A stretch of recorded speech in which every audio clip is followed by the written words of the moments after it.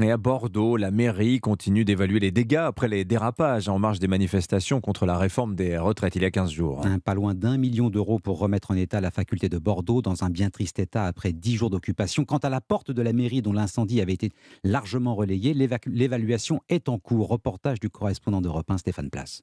Franchement, c'est triste. C'est pas tellement le prix, c'est le fait qu'on défasse une œuvre d'art. C'est une véritable catastrophe. Des passants dépités devant cette immense porte, noircie comme un toast géant que l'on aurait oublié dans un grille-pain. C'est la face sculptée la plus belle donnant sur la place Péberlan qui est malheureusement la plus touchée sur environ 2 cm de profondeur. Heureusement, les gonds et les scellements ont tenu.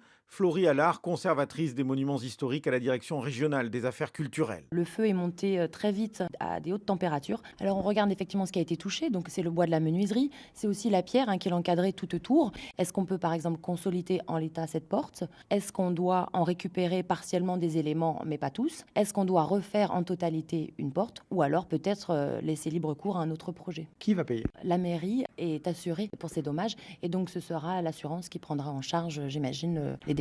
Trop tôt donc pour donner un montant, il est en cours d'évaluation, mais le coût sera nécessairement élevé au regard des dégâts, reconnaît la direction régionale des affaires culturelles. Stéphane Place, correspondant d'Europe 1.